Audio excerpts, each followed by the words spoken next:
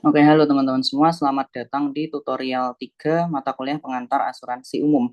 Pada tutorial kali ini kita bahas dua materi, yaitu pertama tentang distribusi total pembayaran, lalu berikutnya tentang aproksimasi normal. Kita langsung masuk ke materi yang pertama aja di sini, terkait distribusi total pembayaran. Nah, jadi misal terdapat N policyholder di satu periode, di mana XI adalah pembayaran untuk tiap pemegang polis atau pembayaran untuk tiap orang di periode tersebut. Nah, nanti total pembayarannya itu kita notasiin sebagai S yang merupakan jumlahan dari pembayaran masing-masing individu ya. Jadi di sini ada X1, X2 sampai Xn karena ada N individu atau N policyholder. Jadi S ini adalah jumlahan random variabel sebanyak N ya, di sini karena ada N policyholder. Di mana XI-nya di sini independen, tapi kita nggak bilang dia berdistribusi identik ya. Di sini kita cuma bilang dia independen aja. Nah, baru di sini kalau XI itu berasal dari distribusi yang sama, baru kita sebut N polis ini sebagai kelompok yang homogen. Jadi kalau X ini distribusinya sama, misal X1 eksponensial, X2 eksponensial, X3 eksponensial, nah itu baru kita sebut itu kelompoknya homogen atau dia berdistribusi identik ya.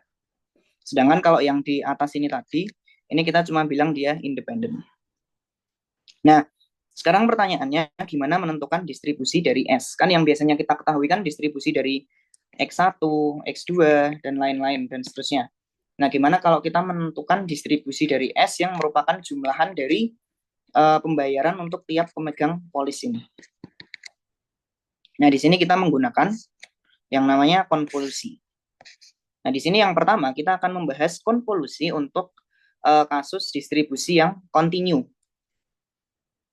Nah, di sini kita notasikan FIX itu adalah cumulative distribution function dari XI atau CDF-nya XI. Mungkin kalau teman-teman lupa, nanti kalau FX itu adalah PDF, sedangkan kalau F-nya yang besar ini adalah CDF, yang merupakan integral dari PDF tadi. Sedangkan PDF itu turunan dari CDF, gitu aja. Nah, di sini kasus yang akan kita bahas di mata kuliah ini nanti itu cuma yang N-nya sama dengan 2. Jadi kita cuma S-nya sama dengan X1 plus X2 aja, nggak nyampe XN. Jadi cuma X1 plus X2. Cuma ada dua ini ya, dua individu gitu, atau jumlahan dari dua random variabel. Nah, CDF dari S itu kita bisa peroleh dengan FSX atau ini CDF punyanya S ini. Itu kan peluang S kurang dari X ya. Kalau teman-teman ingat ya, CDF itu kan sebenarnya peluang X kurang dari sama dengan X ini. Nah, kalau ini punyanya random variabel S, berarti ini juga kita tinggal ganti dengan S. Nah, di mana S tadi itu adalah X1 plus X2. Berarti dia nanti jadi X1 plus X2 kurang dari sama dengan X. Kemudian kita pakai law of total probability untuk yang discrete. Continue. Kalau yang discrete kan law of total probability-nya nanti sigma peluang A B sama dengan Y, kemudian FY gitu. Tapi kalau continue nanti kita pakainya integral. Rumusnya tinggal pakai aja seperti ini, nanti peluang A bersyarat B sama dengan Y, D, F, B, Y. Atau kalau kita gunakan ke yang tadi, ini kita anggap, kita asumsikan diketahui bahwa X2-nya itu sama dengan Y. Nah, tadi kan ini X1 plus X2. X2-nya sama dengan Y, berarti ini jadi X1 plus Y kurang dari sama dengan X dengan diketahui bahwa X2-nya sama dengan Y. Terus ini D F2Y. Karena di sini sebenarnya F1 itu adalah PDF-nya si X, PDF dari X1 atau PDF-nya X. F2 itu adalah PDF dari X2 atau PDF dari Y. Nah, dari sini kita peroleh, ini Y-nya kita pindah ke sini jadi X min Y. Lalu DF2Y itu kan sama aja F2Y DY atau diferensial dari CDF itu sama aja F2Y DY. Dari situ baru kita peroleh rumus untuk mencari CDF itu seperti ini. Integral dari 0 sampai tak hingga F1 X min Y, sorry ini nggak ada D-nya ya harusnya. F2Y DY. Nah, kemudian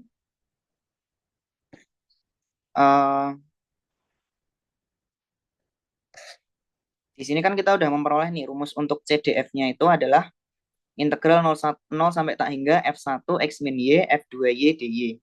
Nah, nanti rumus ini bisa kita langsung pakai aja. Jadi mungkin nggak perlu terlalu ingat sama caranya. Yang penting kita kalau mau nyari CDF dari S yang merupakan jumlahan dari X1 dan X2 atau S itu adalah X1 plus X2 itu langsung pakai rumus ini. Dengan F1 itu nanti CDF dari X1 dan F2 ini adalah PDF-nya X2. Oke, sebentar mungkin aku bikin dulu.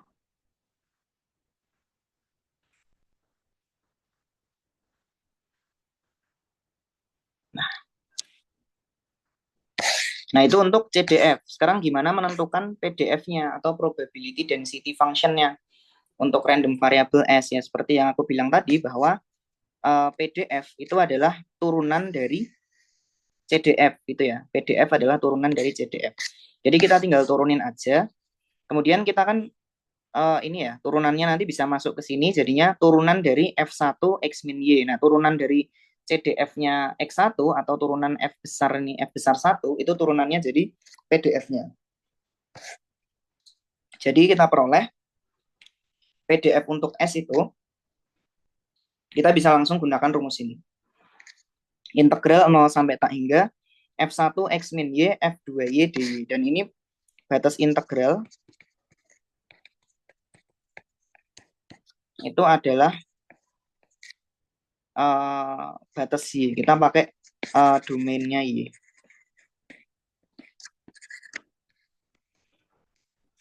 Jadi batas integralnya kita pakai domainnya Y ya, bukan X. Jadi itu intinya. Untuk mencari PDF, untuk mencari CDF-nya dari S itu langsung pakai ini aja. Integral dari ini F1 X min Y F2Y DY. Dan kalau PDF cuma bedanya ini aja. Yang ininya jadi PDF. F1 X min Y F2Y DY. Itu untuk konvolusi cara mencari distribusi dari random variable S yang merupakan jumlahan dari X1 dan X2. Jadi cuma sampai 2 random variable aja. Apakah sampai sini ada pertanyaan?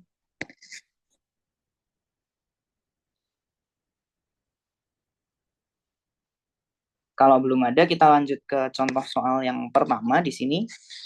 Ada 2 nih, yang random variable X1 itu berdistribusi eksponensial dengan dia ekspektasinya 1 dan PDF-nya E pangkat min X dengan X lebih besar 0.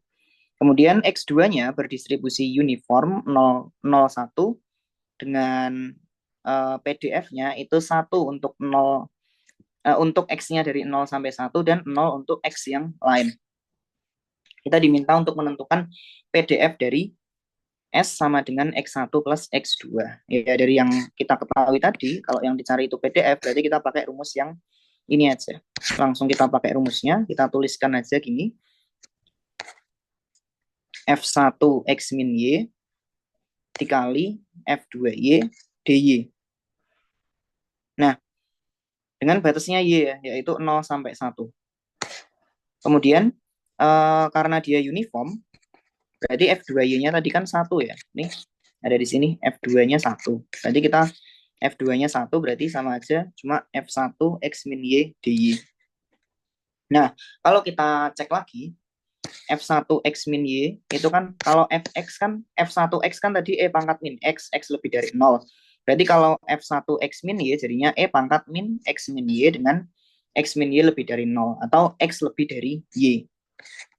Kemudian di sini juga pastinya harus diketahui X2-nya sama dengan Y-nya itu dari 0 sampai 1 ya. Ini ya. Terus di sini juga diketahui X lebih besar dari 0. Lebih besar sama dengan 0. Nah, selanjutnya kita bagi aja nih jadi 3 interval. Yang pertama itu untuk X-nya kurang dari 0, kemudian untuk X-nya dari 0 sampai 1, dan dari X-nya untuk lebih dari 1 gitu. Pertama kita tinjau yang X kurang dari 0 nih. Kalau X-nya kurang dari 0, itu F1 X min Y bakal bernilai 0. Kenapa? Ya kita tinjau aja nih. F1 X min Y itu kan dia E pangkat negatif X min Y itu kalau X-nya lebih dari Y. Padahal di kasus ini itu kan X-nya kurang dari 0. Sedangkan Y-nya itu antara 0, 1.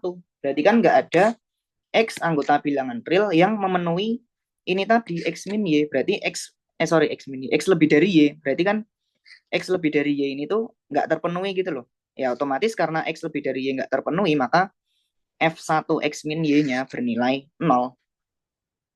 Jadi kita memperoleh untuk X kurang dari 0, nanti Fsx atau PDF-nya ya integral dari ini 0 gitu. Nanti kita akan memperoleh hasilnya juga 0 untuk X kurang dari 0. Nah, selanjutnya untuk X yang dari 0 sampai 1. Nah, kalau kita lihat untuk X-nya 0 sampai 1, kita lihat ini tadi PDF-nya. E pangkat negatif X min Y kalau X-nya tuh lebih dari Y. Nah, dia kan tidak 0 kalau X-nya lebih dari Y. Nah, kalau Y-nya antara 0 sampai 1, supaya memenuhi X lebih dari Y, berarti kan di sini Y-nya harus kurang dari X. Itu ya. Y-nya lebih dari 0, tapi harus kurang dari X. Kenapa? Agar memenuhi X lebih dari Y tadi. Kalau memenuhi X lebih dari Y, berarti dia nilai dari apa ya? Nilai F1-nya, F1 X min Y-nya kita bisa peroleh nilainya tuh yang atas ini, yang E pangkat min X min Y. Karena memenuhi, tapi dengan syarat batasnya adalah 0 kurang dari Y kurang dari X. Jadi Y-nya itu harus kurang dari X. Maka dari itu kita bisa integralkan aja F1 X min Y dy. Di sini F1-nya itu adalah E pangkat negatif X min Y. Kenapa? Ya karena memenuhi tadi, memenuhi X lebih dari Y. Dengan catatan batasnya itu adalah 0 kurang dari Y kurang dari X. Maka batas itu kita terapkan nih. Yang udah aku bilang tadi, batasnya itu kan batas Y. Kalau kita lihat di sini, itu kan Y-nya dari 0 sampai X. Makanya di sini kita gunakan batas Y-nya dari 0 sampai X. Kemudian tinggal diintegralin aja. Mungkin nggak perlu aku bahas gimana cara ngintegralinnya, karena udah dipelajari di kalkulus 2. Lebih ke gimana cara ngerjainnya aja. Gimana cara kita ngerjain pakai konvolusi ini aja, daripada integralnya. Nah, kemudian kan tadi ada 3 nih. Ada kurang dari 0, 0 sampai 1, dan lebih dari 1. Sekarang kita bahas yang untuk interval lebih dari 1. Nah, untuk X-nya lebih dari 1, itu ya sama sih, F1 X min Y-nya kan dia nggak 0 kalau X lebih dari Y. Nah, Y-nya antara 0 sampai 1. Sedangkan X-nya lebih dari 1 nih. Ya kan? Nah, karena Y-nya 0 sampai 1, X-nya lebih dari 1, berarti kan udah pasti memenuhi X lebih dari Y. Iya dong. X-nya lebih dari 1, Y-nya antara 0, 1. Berarti udah pasti memenuhi X lebih dari Y untuk setiap Y-nya antara 0 sampai 1. Berarti kan kita akan memperoleh batas Y-nya itu ya keseluruhan dari uniformnya tadi, yaitu 0 sampai 1. Karena ya udah memenuhi X lebih dari 1 dan Y-nya antara 0, 1 itu udah pasti memenuhi X lebih dari Y. Terus batas Y-nya kan berarti 0 sampai 1. Kayak yang aku jelasin di sini ya. Nah, berarti dari situ kita peroleh, kita pakai ini, kan tidak 0 ya, F1 X min Y-nya tidak 0. Berarti kita bisa pakai E pangkat negatif X min Y. Kemudian batasnya adalah 0 sampai 1. Karena dari 0 sampai 1 tadi secara keseluruhan dia memenuhi X lebih dari Y. Kalau X-nya lebih dari 1. Nah, berarti dari situ kita akan memperoleh 3 hasil tadi. Ada ini kalau ini ya, kalau, bentar. Ini kalau X-nya lebih dari 1.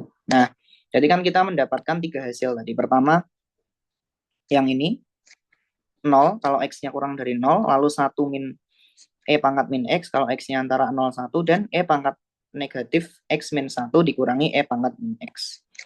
Ya ini integralnya bisa teman-teman kerjain sendiri aja, bisa dicoba sendiri.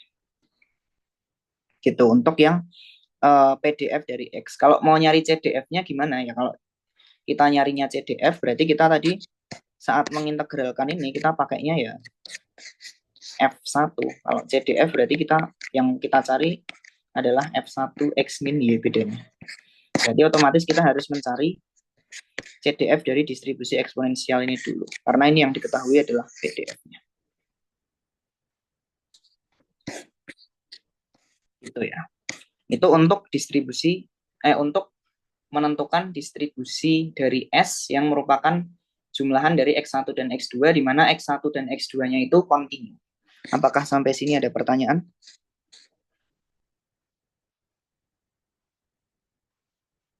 Kalau misal kecepatan atau kurang jelas, bisa disampaikan aja.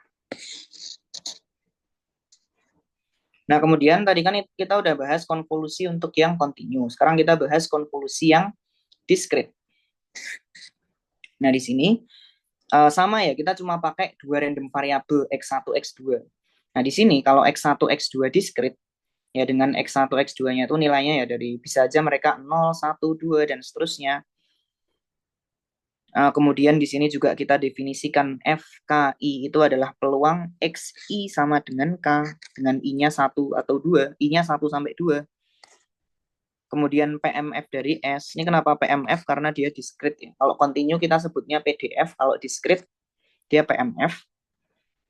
Nah, itu peluang S sama dengan M, itu FM kita notasiinnya, atau PMF dari S. Nah, gimana cara menentukan, sekarang gimana cara menentukan PDF, sorry ini PMF ya. Gimana cara kita menentukan PMF dari S, yaitu FM. Nah, kita tuliskan di sini, S itu kan sama dengan X1 plus X2. Yang itu sama dengan M ya, karena ini peluang S sama dengan M. Nah, dia dapat dipenuhi kalau X1 sama dengan K dan X2 sama dengan M min K, ya kan? Karena kalau X1 plus X2, X1-nya sama dengan K, X2-nya sama dengan M min K, nanti kan jadinya M. Dengan K-nya ini berjalan dari 0 sampai M. Ya, jadi nanti kalau misal K-nya 0 nih, kalau K-nya 0 itu kan berarti 0 ditambah M min 0, ya sama aja M. Kemudian kalau K-nya 1 ya 1 ditambah M min 1, ya tetap M. Jadi K-nya berjalan terus sampai M. Sampai nanti ketika K-nya sama dengan M kan berarti M ditambah M dikurangi M. Ya juga hasilnya tetap M. Nah, terus kita bisa jabarin nih peluang S sama dengan M tadi. Peluang S sama dengan M. S ini kan sama aja X1 plus X2. Nah, kemudian ada banyak banget kemungkinan yang mengakibatkan X1 plus X2 itu sama dengan M, ya kan? Ya pertama, kalau X1-nya 0, X2-nya M, kan nanti 0 tambah M jadinya M. Kemudian X1-nya 1, X2-nya M min 1. Ya nanti 1 ditambah M min 1 juga M. Dan seterusnya sampai X1-nya M dan X2-nya 0. Nanti kalau kita jumlahkan X1 plus X2 itu selalu sama dengan M. Karena seperti yang aku bilang tadi, ini tuh sebenarnya adalah yang K-nya tadi. Yang dia itu jalan dari 0 sampai M. Makanya ini K-nya 0, 1, sampai di sini K-nya itu bernilai M.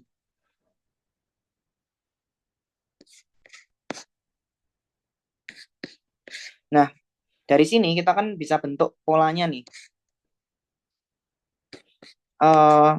Menjadi sigma atau jumlahan dari K sama dengan 0 sampai M, peluang X1 sama dengan K, X2 sama dengan M min K.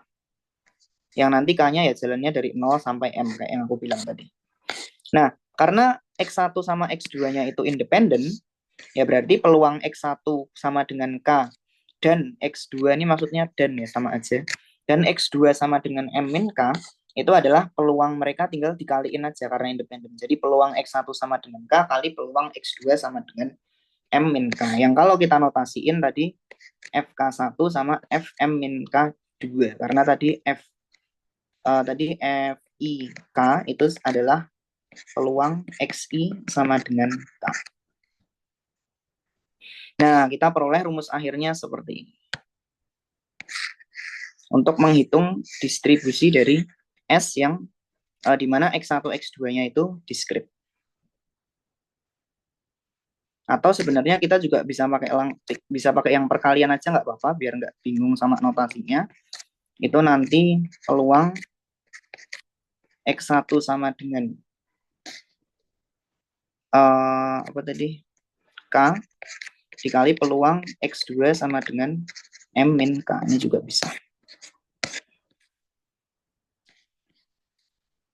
Apakah sampai ini ada pertanyaan yang distribusi diskritnya? Kita menentukan untuk yang diskrit. Apakah ada pertanyaan?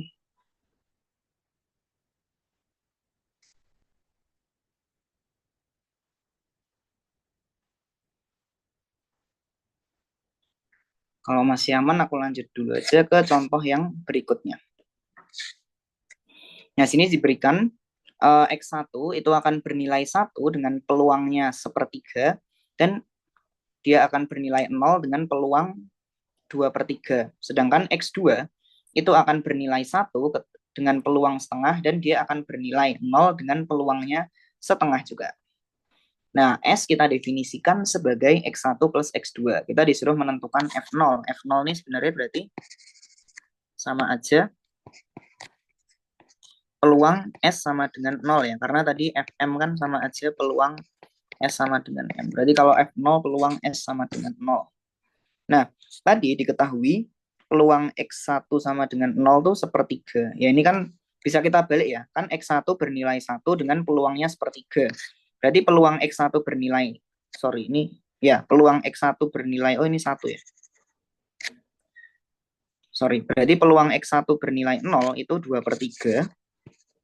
Karena di sini X1 bernilai 0 dengan peluangnya 2/3 ya. Berarti peluang X1 bernilai 0 itu 2/3, dan peluang X1 bernilai 1 berarti 1/3. Karena di sini X1 akan bernilai 1 dengan peluang 1/3. Kemudian untuk X2, X2 akan bernilai 0 dengan peluang setengah, dan dia akan bernilai 1 dengan peluangnya setengah juga. Nah, lalu kita definisikan S sebagai X1 plus X2. Di mana S ini itu nilainya bisa 0, bisa 1, bisa 2. Kenapa kok maksimumnya 2? Ya karena S kan X1 plus X2 nih. Kalau misal X sama-sama 0, ya berarti jumlahnya 0. Kalau salah satunya 0, jumlahnya 1. Kalau dua-duanya 1, ya jumlahnya 2. Berarti ya nilainya yang mungkin dari S itu ya cuma 0, 1, atau 2. Nah, kita cuma disuruh nyari F0, yaitu peluang S sama dengan 0. Nah, peluang S sama dengan 0 itu kan berarti sama aja peluang X1 plus X2 sama dengan 0. Nah, berarti kita cari segala kemungkinan X1 dan X2 yang mengakibatkan jumlahannya tuh 0. Ya berarti kan dia hanya bakal terjadi kalau X1-nya 0 dan X2-nya 0. Berarti peluang X1 sama dengan 0 dan X2-nya sama dengan 0. Yang itu sama aja peluang X1 sama dengan 0 dikali peluang X2 sama dengan 0. Yaitu berarti tadi peluang X1 sama dengan 0, 2/3. Peluang X2 sama dengan 0, setengah. Jadi nanti totalnya adalah 1/3. Nah, mungkin biar lebih paham nih aku tambahin nih. Kalau misal mau peluang S sama dengan 2. Berarti kan peluang X1 plus X2 sama dengan 2. Nah, X1 kan ya nilainya kalau nggak 0, 1 tadi cumaan. X2 juga mungkinnya cuma 0 atau 1. Ya berarti yang bikin dia 2, yang bikin totalnya 2, itu hanya bisa terjadi kalau X1-nya 1 dan X2-nya 1 juga. Yang berarti sama aja peluang X1 sama dengan 1 dikali peluang X2 sama dengan 2. Yang hasilnya berarti peluang X1 sama dengan peluang X1 X2 sama dengan 1. Berarti peluang X1 sama dengan 1 di sini 1/3, peluang X2 sama dengan 1 setengah. Berarti 1/3 kali setengah atau 1/6 gitu ya.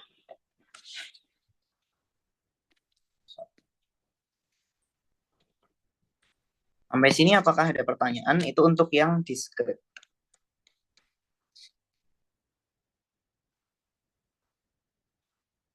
Kalau belum ada, aku lanjut ke beberapa distribusi konvolusi yang spesial. Jadi kalau tadi kita membentuk sendiri distribusinya, yang misal tadi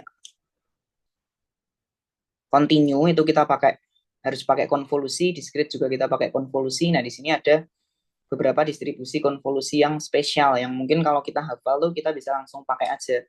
Misal pertama di sini kalau X1 dan X2-nya berdistribusi normal nih. Jadi misal X1-nya berdistribusi normal dengan parameternya M1 sama sigma 1 kuadrat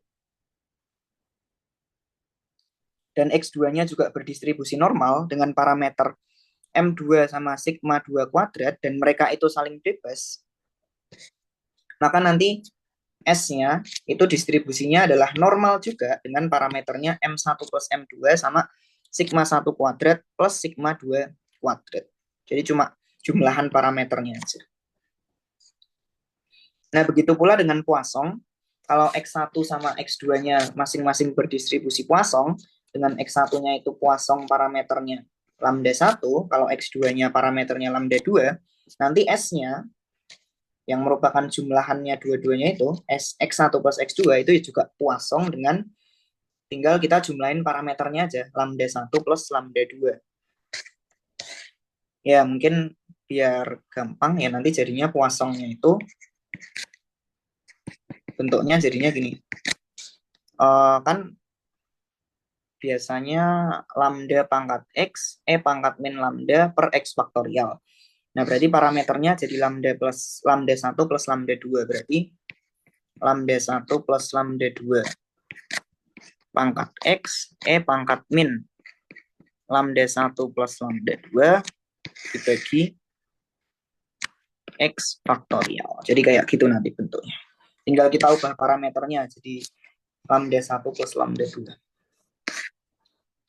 Kemudian di sini X1 dan X2 berdistribusi gamma nih. X1-nya berdistribusi gamma dengan parameternya A sama V1 dan X2 gamma dengan A sama V2. Nah, nanti X1 plus X2 itu distribusinya gamma dengan parameter yang A itu tetap dan parameter yang V itu jadi V1 plus V2. Tinggal jumlahannya aja sama kayak yang tadi itu kita jumlahan juga. Kemudian kalau eksponensial nih kita bisa nyampe n nih. Jadi X1 sampai Xn nih semuanya berdistribusi eksponensial tapi parameternya sama-sama A ya. Misal sama-sama parameternya 1 atau 2 gitu. Dan mereka saling bebas, maka jumlahannya dari X1 sampai Xn itu akan berdistribusi gamma dengan parameternya itu A sama N ya. Jadi N ini banyak random variabel X yang berdistribusi eksponensial saling bebas tadi. Jadi kalau ada N random variabel yang berdistribusi eksponensial dan mereka saling bebas, itu jumlahannya akan berdistribusi gamma dengan parameter A sama N.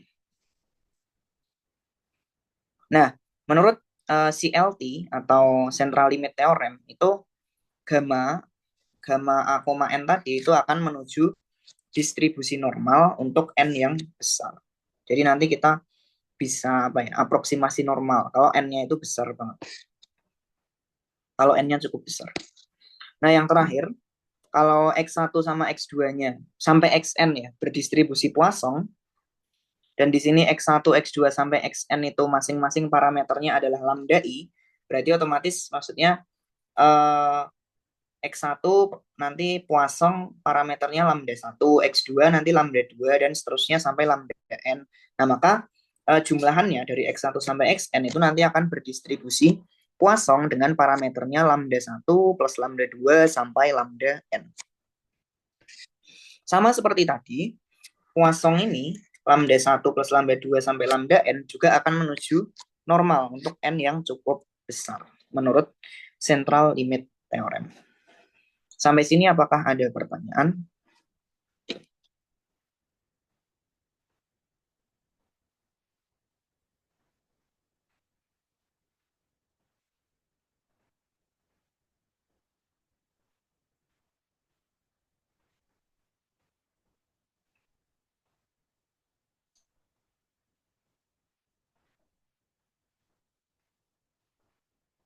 Oh iya, mungkin untuk memperjelas yang distribusi gamma tadi, yang misal gamma A, V1 plus V2, atau yang V1 aja lah misal. Nah, itu di sini uh, yang V1-nya itu parameter shape, biar nggak kebalik-balik ya. Atau biasanya kita tulisnya alpha ya, kalau di secara umumnya, gamma alpha theta atau gamma theta alpha. Kalau yang A-nya ini adalah parameter scale. Biar nggak kebalik-balik. Biasanya kita tulis gamma theta alpha atau alpha theta juga boleh. Nek, soalnya di PPT-nya agak beda. Dia nulisnya A sama V1, jadi aku ngikut aja. Tapi perlu diingat aja pokoknya yang A itu di sini parameter scale-nya, yang biasanya kita tulisin theta, dan V1-nya itu adalah parameter shape-nya. Biasanya kita tulisin alpha. Itu untuk konvolusi yang spesial ya. Jadi nggak perlu ngitung gitu. Misal kita nemu di soal X1, X2-nya sama-sama normal dengan parameternya M1 sigma 1 kuadrat sama M2 sigma 2 kuadrat. Ya berarti untuk disuruh nyari distribusi S, ya udah langsung aja dia bakal distribusinya normal juga dengan parameter M1 plus M2 sama sigma 1 kuadrat plus sigma 2 kuadrat. Kalau belum ada pertanyaan, aku lanjut ke moment generating function. Singkat aja di sini. Nah, moment generating function itu kan ya fungsi pembangkit momen ya. Itu sebenarnya nanti dipelajari di PSM 1 semester 3. Nah, singkatnya di sini untuk satu random variabel X, MGF-nya si X atau moment generating function dari X, itu kita definisikan sebagai MXR atau ekspektasi dari E pangkat RX. Gitu. Pokoknya dia ekspektasi dari E pangkat RX, MGF dari X itu. Nah, di sini kita ingin mencari MGF dari Sn, yaitu jumlahan dari X1 sampai Xn. Kalau tadi MGF dari X itu adalah ekspektasi E pangkat Rx, ya berarti MGF dari Sn itu adalah ekspektasi dari E pangkat R kali Sn. Di mana Sn tadi itu kan jumlahan dari X1 plus X2 sampai Xn. Yang ini kan dalam eksponensial bisa kita tulisin sebagai perkalian ya. Kayak misalnya E pangkat Rx1 plus Rx2, ya berarti sama aja E pangkat Rx1 ditambah E pangkat Rx2. Sorry, dikali maksudnya. Kali E pangkat Rx2. Dan seterusnya. Kemudian karena independen, ini karena independen ya. Kalau dia independen kan ya berarti ekspektasi XY, yaitu sama aja bisa kita pisah jadi ekspektasi X, ekspektasi Y. Berarti ini kita bisa pisah semua ekspektasinya. Dimana kalau kita lihat ekspektasi E pangkat Rx1 berarti kan MGF dari X1. Ini berarti MGF dari X2 sampai ini MGF dari Xn. Jadi MGF dari Sn itu adalah perkalian dari MGF X1 sampai MGF Xn. Tinggal dikalikan semua aja.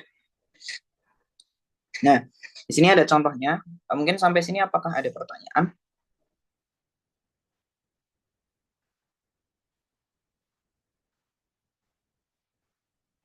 Kalau belum, kita langsung bahas soalnya aja.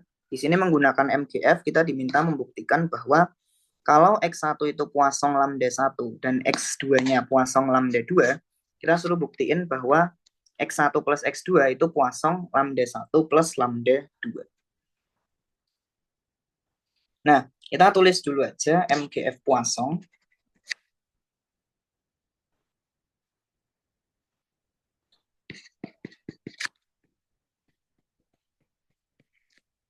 Jadi MGF dari distribusi Poisson itu adalah E pangkat lambda kali E pangkat R min 1. Ini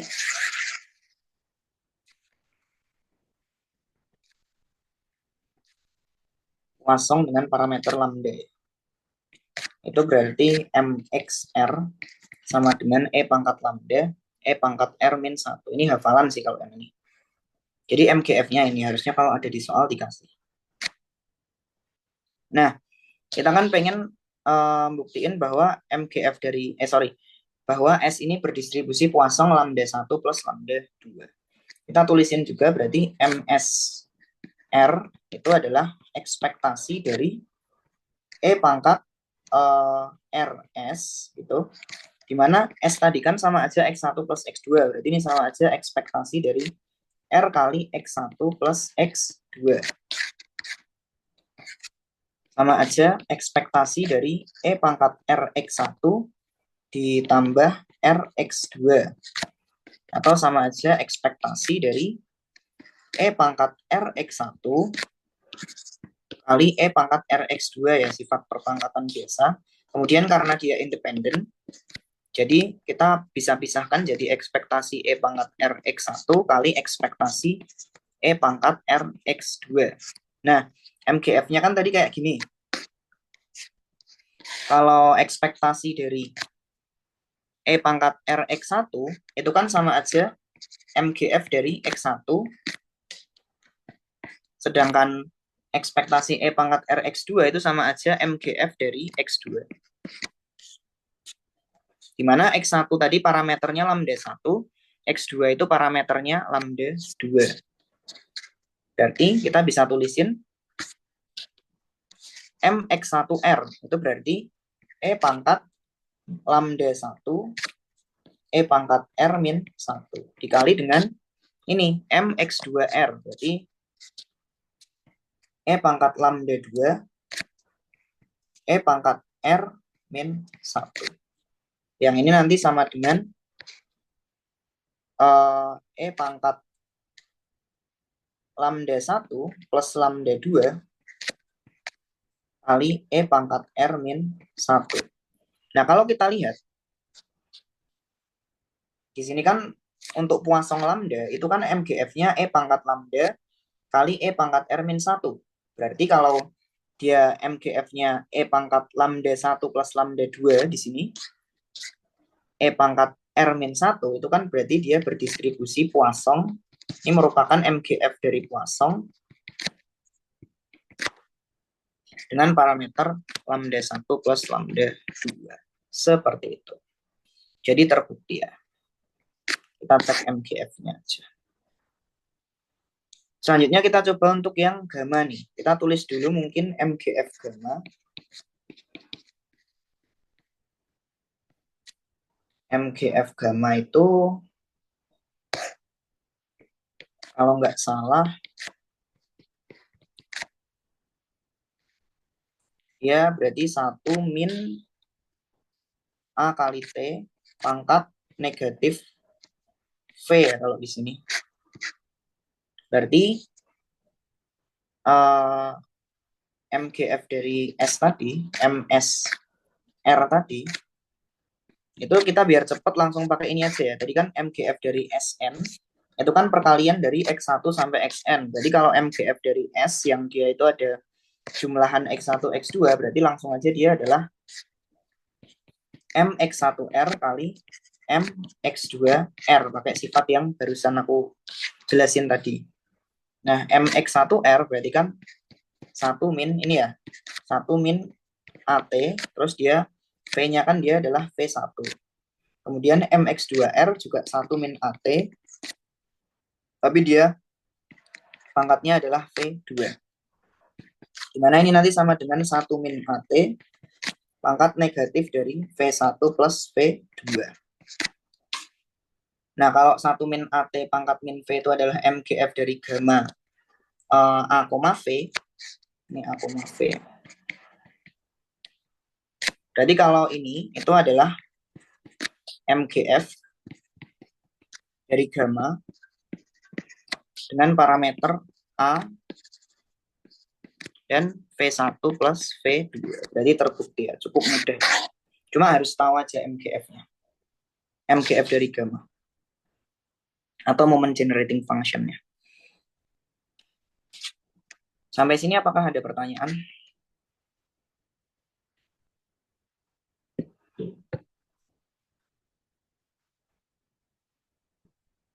Kalau belum ada, aku lanjut.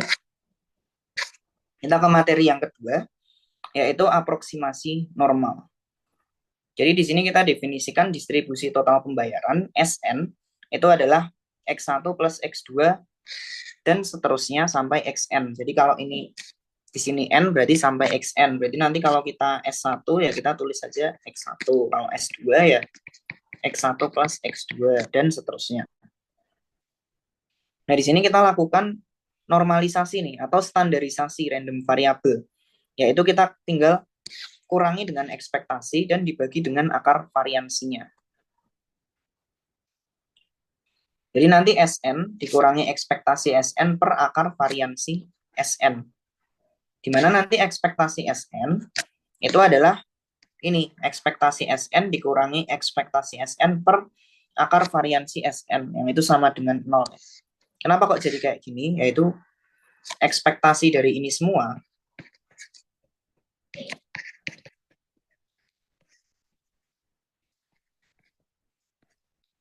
nah itu kan sebenarnya yang random itu cuman SN-nya. Berarti ekspektasi SN itu konstan, akar variansi SN itu konstan ya. Berarti yang apa ya? Ekspektasi dari ekspektasi XN kan tetap ekspektasi SN. Ekspektasi dari ini juga tetap. Ya udah, berarti yang kita tuliskan sebagai apa ya, ekspektasi di sini ya cuman ekspektasi SN aja karena SN-nya itu random variable. Nah, kemudian untuk variansi SN itu kan sebenarnya dia ya variansi dari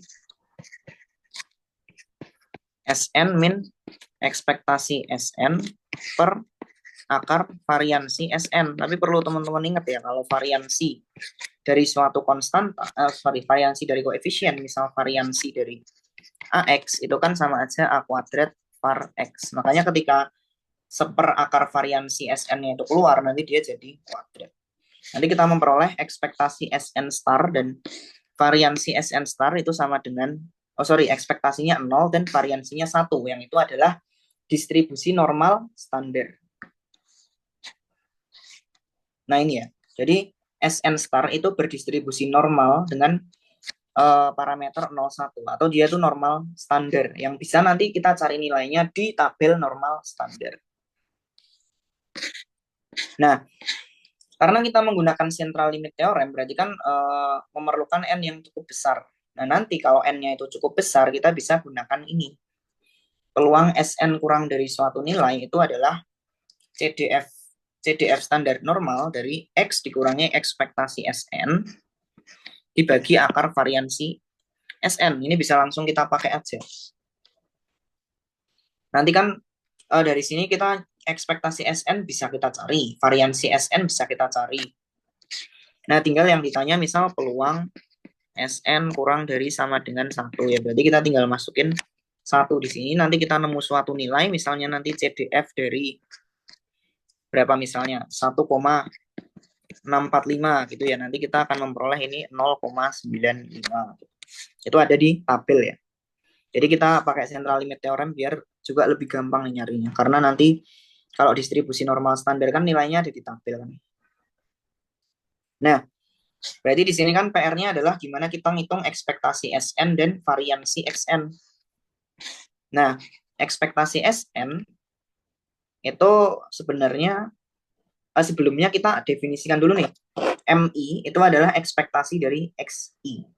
Nah, di mana ekspektasi SN itu kan berarti M1 plus M2 sampai MN.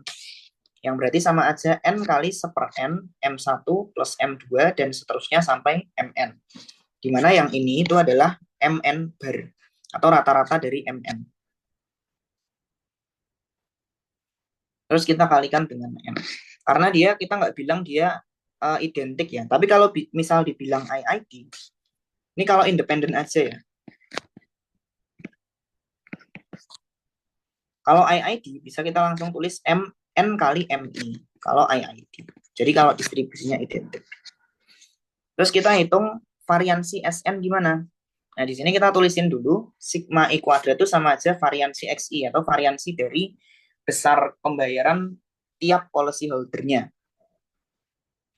Nah, variansi SN itu kita bisa tuliskan dengan jumlahan dari sigma 1 kuadrat sampai sigma N kuadrat. Sama kayak tadi, N kali sigma kuadrat N bar, atau ini kalau independen tapi nanti bisa langsung juga sigma kuadrat I dikali N kalau IID, kalau dia identik juga. Jadi kalau independen doang ya ini, tapi kalau dia dibilang independen dan berdistribusi identik atau homogen gitu bisa pakai yang ini.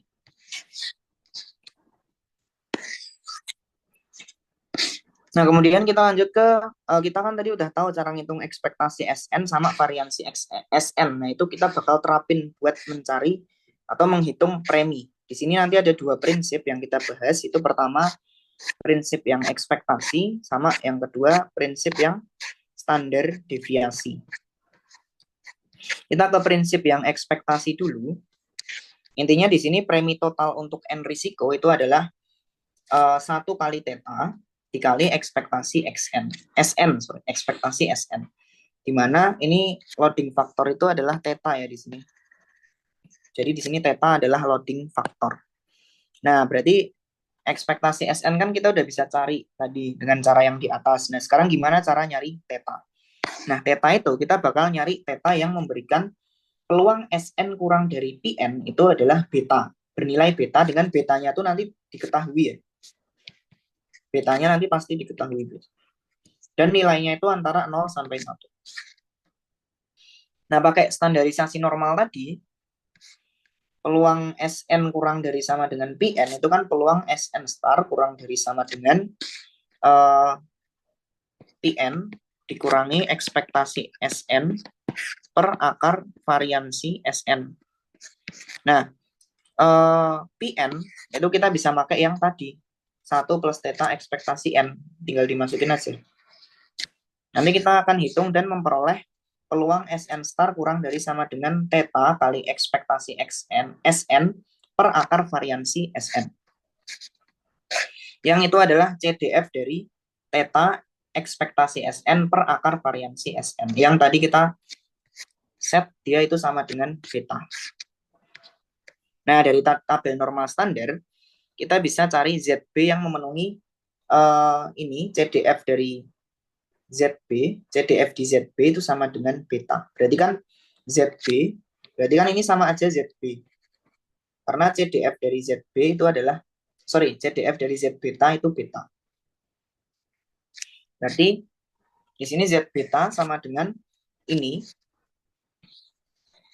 atau theta kali ekspektasi SN per akar variansi SN, dan kita akan memperoleh theta sama dengan Z beta akar variansi SN per ekspektasi SN, dengan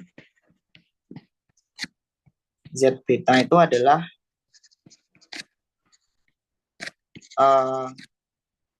kuantil aja, kuantil ke beta atau persentil ke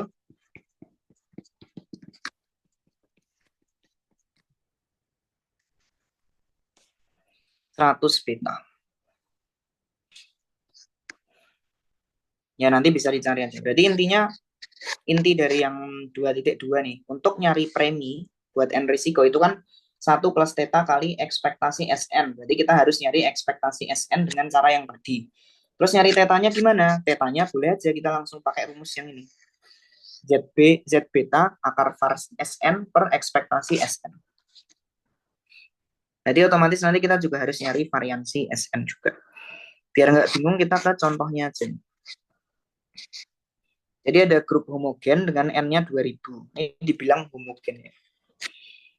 Kita asumsikan peluang loss itu 0,1. Habis itu besar pembayarannya atau apa ya, YI-nya itu berdistribusi uniform dengan parameter 0 sama 1. Terus diketahui juga betanya 0,9. Di sini kita diminta untuk menentukan premi buat setiap pemegang polis. Kalau kita tahu tadi kan total premi itu kan 1 plus theta kali ekspektasi SM. Nah, berarti kalau untuk tiap pemegang polis kita tinggal bagi sama N aja. Jadi PN-nya tinggal dibagi N. Kemudian otomatis di sini ada ekspektasi SN per N, yang itu hasilnya adalah M atau MI. yang merupakan ekspektasi dari YI. Kalau kita mengasumsikan YI-nya tadi IIT. Berarti di sini kita cari dulu ekspektasi YI-nya atau di sini kita hitungnya dengan ekspektasi dari besar pembayaran dikali peluang kerugian. Di mana YI tadi kan berdistribusi uniform 01 ya tadi, atau kalau AB berarti nanti ekspektasi YI-nya itu A plus B per 2. Atau karena di sini 01 berarti 0 plus 1 per 2 sama aja setengah. Jadi kita peroleh ini setengah, terus dikali dengan peluang kerugiannya tadi 0,1. Jadi 0,05. Jadi kita udah dapat M-nya. MI-nya udah dapat. Sekarang kita tinggal nyari theta. Langsung pakai rumus yang tadi, theta itu kan Z beta akar variansi S2000, karena ada 2000 policy holder, per ekspektasi S2000.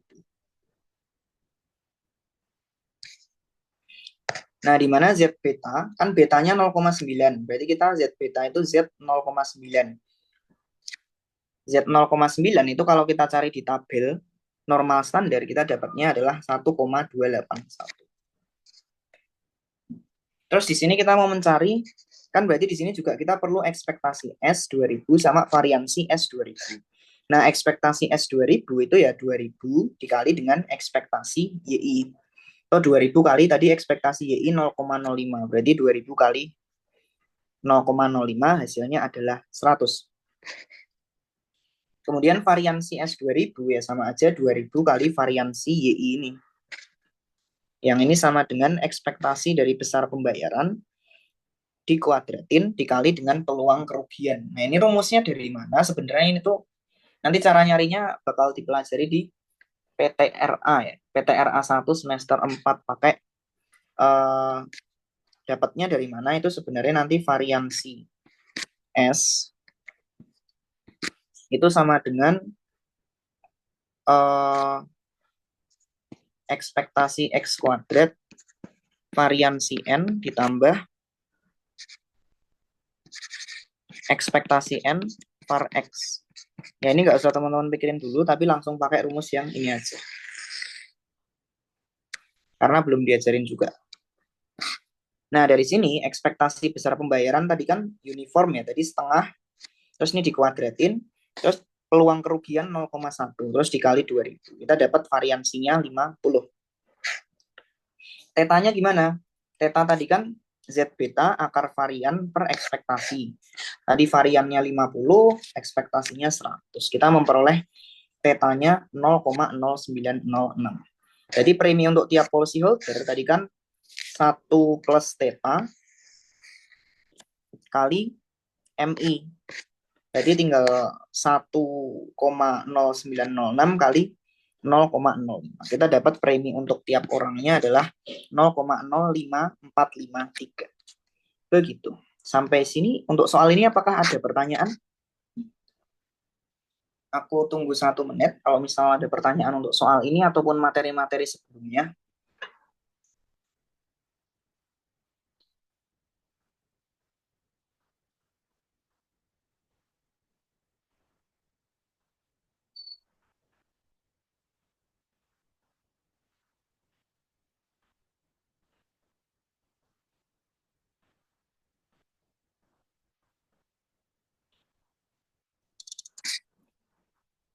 Belum ada pertanyaan.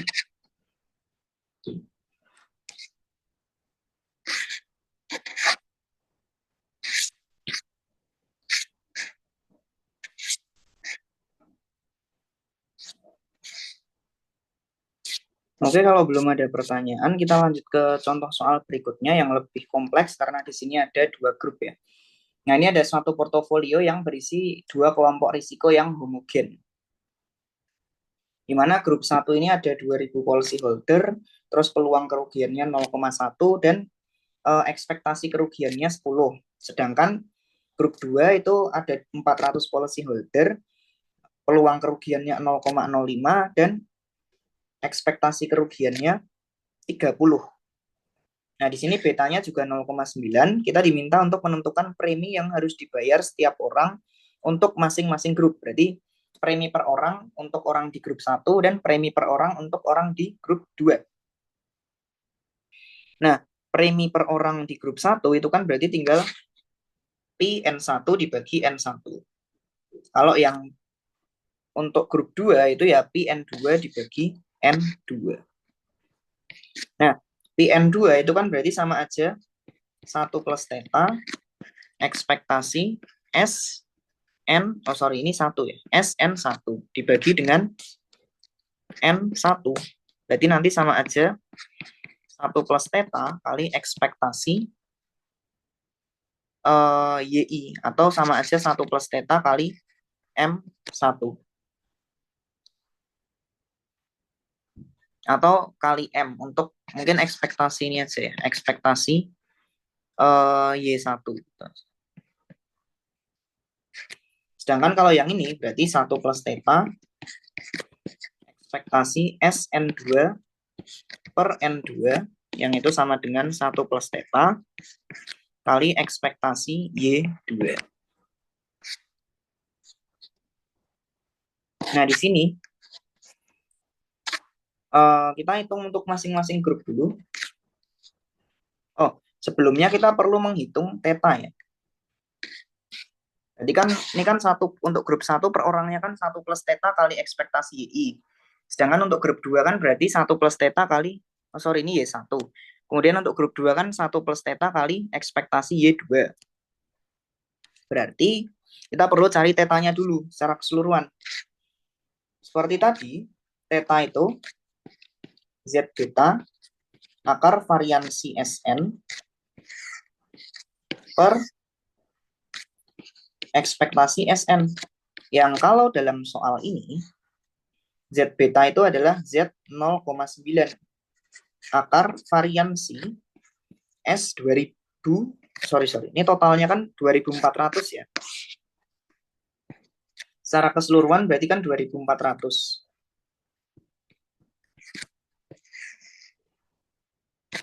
Dibagi dengan ekspektasi S 2400. Nah, untuk cari untuk cari ekspektasi dan variansi keseluruhan, baru kita perlu cari ekspektasi yang masing-masing grup dulu. Kita identifikasi yang grup 1 dulu. Grup 1 di sini ekspektasi Y1 itu kan kayak tadi ya, ekspektasi kerugian dikali dengan peluang rugi. Di sini ekspektasinya kerugiannya 10, peluang ruginya 0,1. Berarti 10 kali 0,1 yaitu 1. Berarti otomatis ekspektasi S2000 di sini itu adalah 2000 kali 1, berarti sama dengan 2000. Sedangkan itu ya, untuk variansinya kayak tadi itu tinggal 2000 dikali berarti ekspektasi pembayaran dikuadratin berarti 10 kuadrat dikali dengan peluang kerugian dikali 1 min peluang kerugian.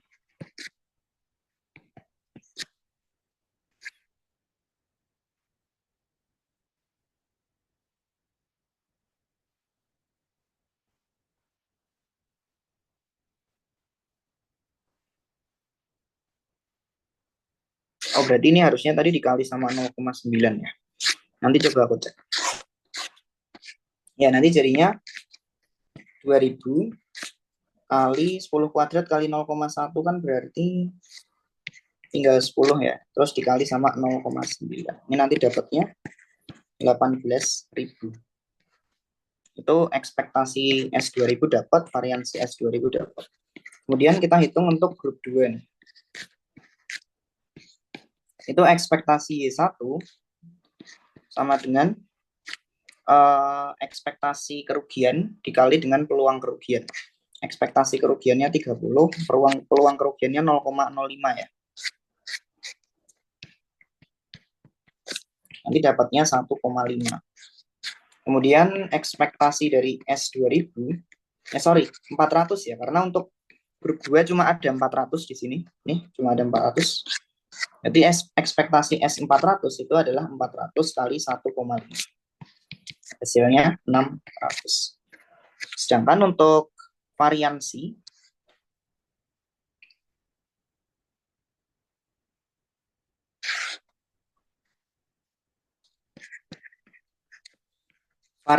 dari S400, jadi 400 dikali ekspektasi tadi dikuadratin, dikali 0,05 kali 0,95.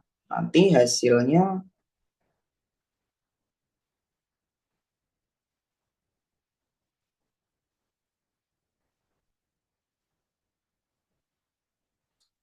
-17.100. Nah, berarti kita bisa memperoleh di sini ekspektasi S2400 yang keseluruhan itu sama aja ekspektasi yang S2000 yang punya grup 1 tadi ditambah ekspektasi yang grup 2.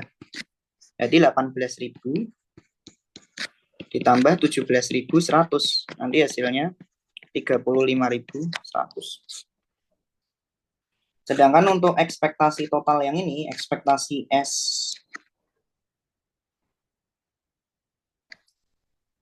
variansi ya. Variansi S2400 itu kita juga jumlahin aja. Ini variansi ya, kembali. Yang ekspektasi itu berarti tadi 2000 ditambah sama 600 ya.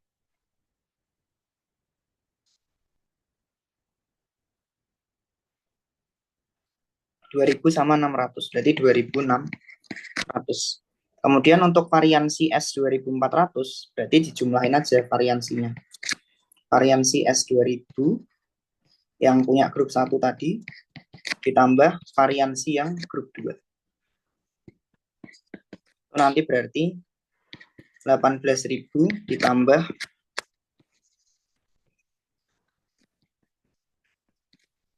17.100, jadinya 35.100. Jadi kita bisa cari theta yang sama dengan Z 0,9 akar variansi S2400 dibagi dengan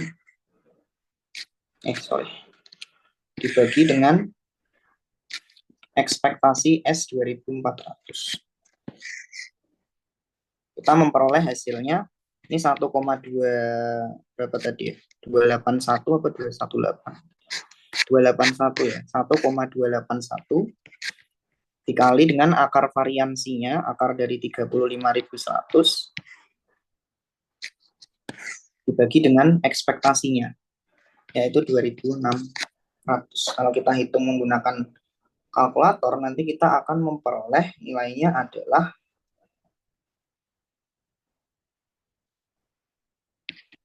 0,0923, kurang lebih segitu. Berarti kita hitung sekarang premi per orang di grup 1. Itu tadi 1 plus theta kali ekspektasi Y1. Berarti 1,0923 dikali 1. Yang hasilnya tetap 1,0923. Kalau premi per orang di grup 2, berarti itu nanti 1 plus theta ekspektasi Y2. Jadinya 1,0923 dikali 1,5 ya, tadi ekspektasi Y2-nya ada di sini. Itu hasilnya adalah 1,09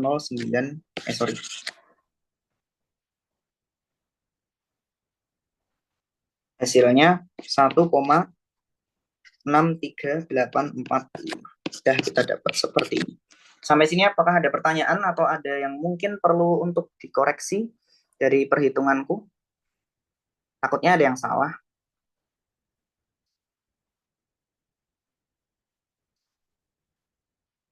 Kalau belum ada, aku coba benerin yang tadi dulu. Tadi ada yang sedikit kelewatan nih. Variansinya, ini harusnya dikali dengan peluang kerugian, terus masih dikali dengan 1 min peluang kerugian.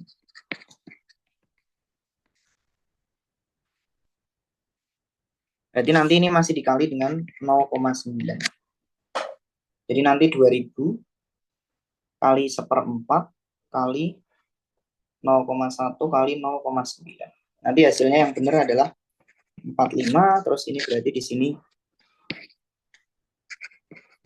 45. Nanti ini rumusnya dari mana? Ya sebenarnya dari yang aku tandain merah ini, tapi ini belum diajarin di PAU, jadi kalian pakai yang aku tulis pakai teks ini aja. Jadi aku hitung ulang di sini 1,281 dikali akar 45 dibagi dengan 100. Nanti dapatnya 0,086.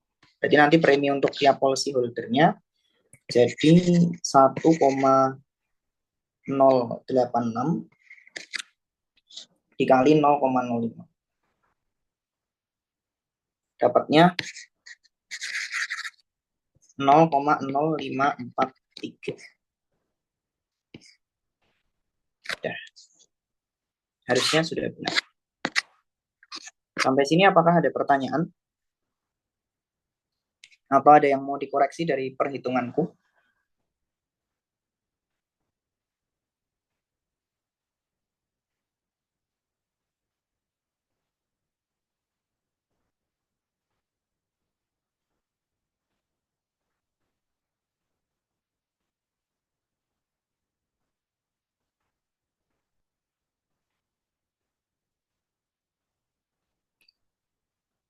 Kalau belum ada, lanjut aja ke bagian yang terakhir, yaitu prinsip premi yang standar deviasi. Di sini rumusnya beda ya. Kalau tadi yang ekspektasi kan 1 plus theta kali ekspektasi SN. Kalau yang pakai standar deviasi ini, ekspektasi SN ditambah lambda kali akar variansi SN.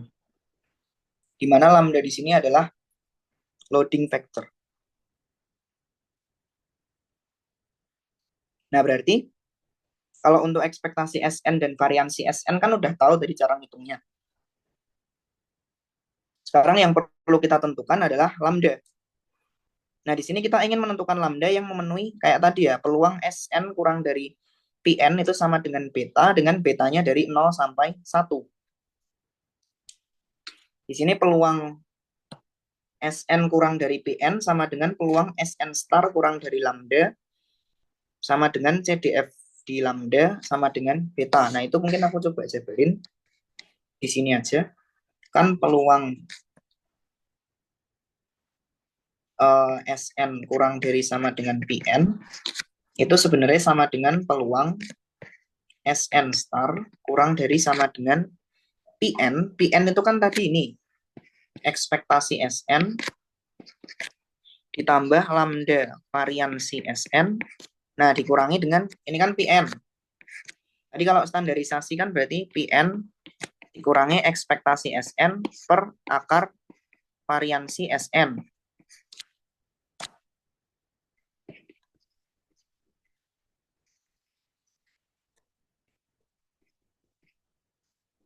Ini ya. Ya, itu nanti sama dengan ini, berarti dikurangi ekspektasi SN dibagi dengan akar variansi SN. Nah, yang kalau ini kita sederhanakan, itu kita bakal dapatnya peluang SN star kurang dari sama dengan lambda. Berarti. Nanti kita sederhanain aja, karena ini ekspektasi SN sama ini coret. Terus variansi SN, sorry ini akar ya, ada akarnya. Jadi ini akar variansi per akar variansi juga dicoret, jadi tinggal lambda. Peluang SN star kurang dari lambda. Jadi sama aja CDF standar normal di lambda. Jadi kalau tabel, berarti kan ini ZB-nya ya.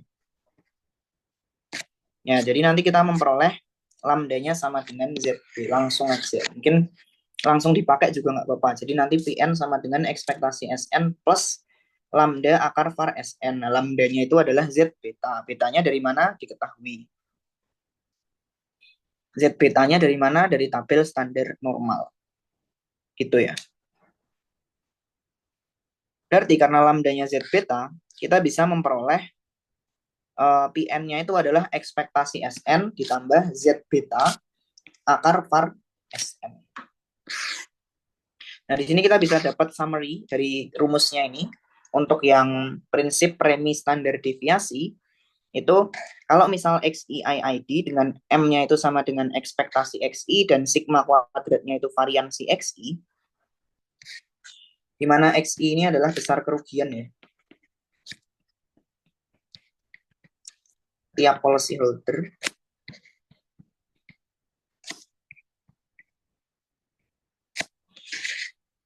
Maka kita akan memperoleh ekspektasi Sn itu adalah Mn, M-nya tadi ekspektasi XI, N-nya itu adalah banyak policy holder.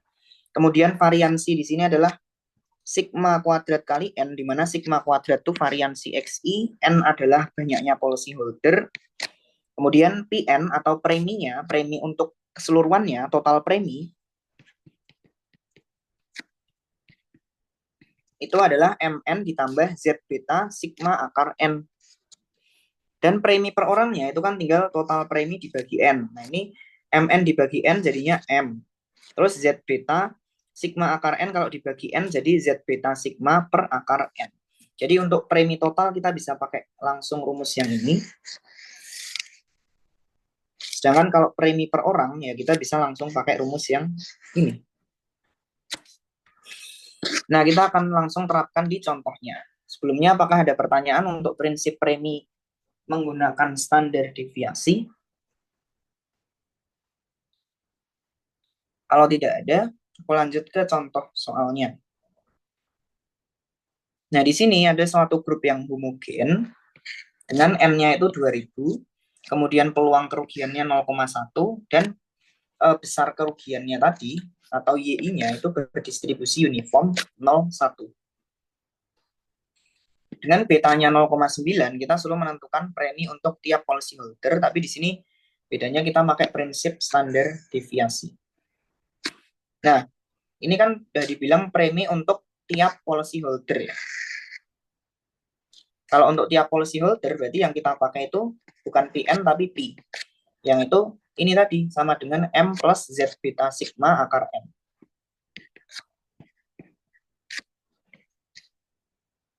Per akar N. Di mana M adalah ekspektasi YI dan sigma adalah akar dari variansi YI. Nah,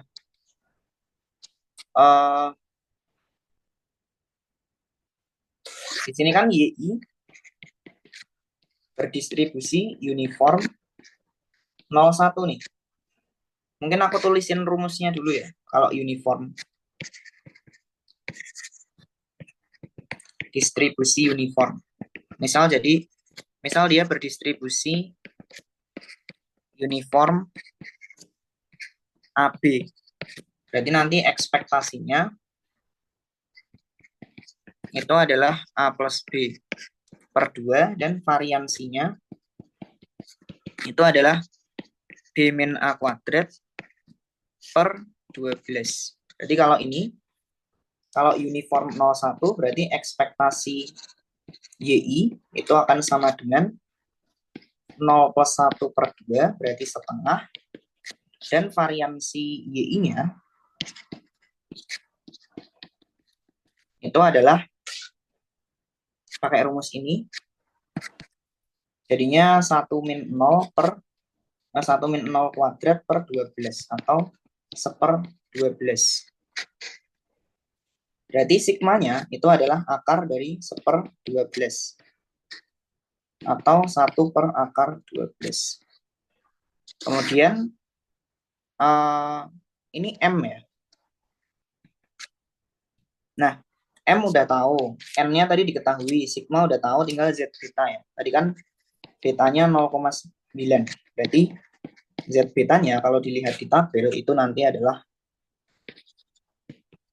1 1,281. Terus M-nya tadi diketahui juga ya. M-nya sudah diketahui di awal yaitu sebesar 2000. Berarti premi untuk tiap orangnya itu kan tadi M plus ZB sigma per akar N. M-nya tadi udah kita dapat setengah. Terus Z betanya 1,281. Sigmanya akar 1/12 atau 1 per akar 12. Sedangkan M-nya itu 2000 di akarnya, akar N. Berarti kita akan memperoleh premi per orangnya itu adalah setengah ditambah, aku hitung pakai kalkulator dulu.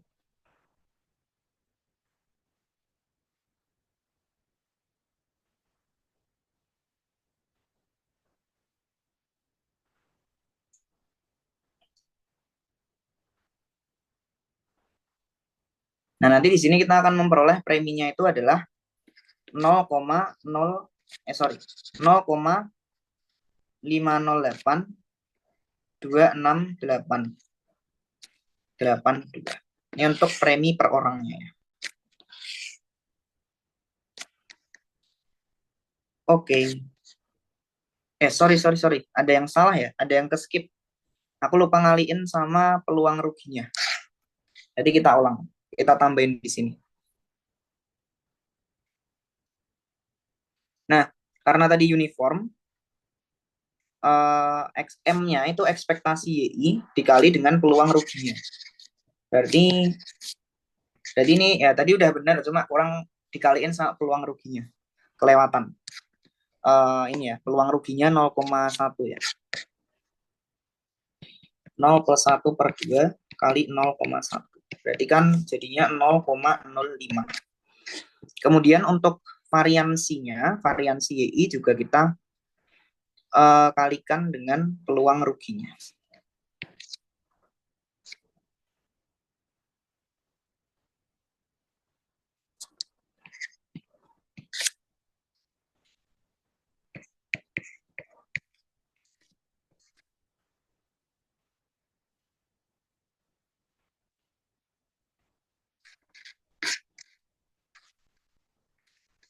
Sorry, ini dikaliin peluang rugi apa dikaliin peluang rugi sama 1 min peluang rugi ya? Bentar.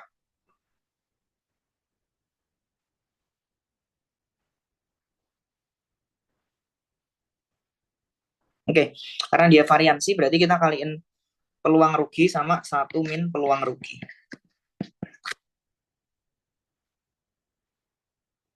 Berarti sama aja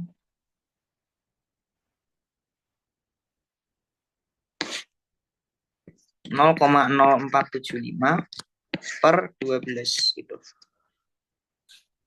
Nanti ini juga tinggal di akar aja sigmanya, berarti akar 0,0475 per 12.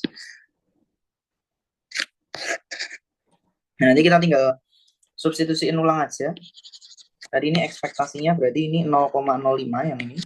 Kemudian ini dikali dengan akar dari 0,0475 per 12. Yang kalau dimasukin ke kalkulator,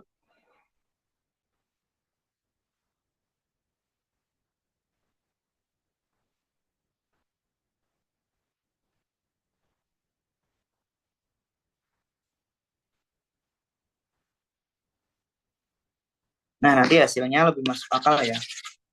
Hasilnya itu adalah 0,0518.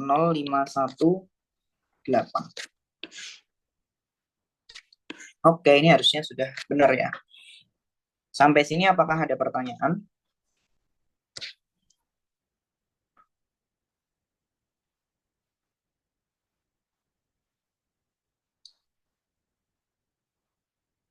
Kalau tidak ada, mungkin sekian itu dulu tutorial dari aku. Kalau ada pertanyaan ataupun ada koreksi dari pekerjaan-pekerjaanku tadi, silakan untuk ngechat. Sekian dari aku, makasih.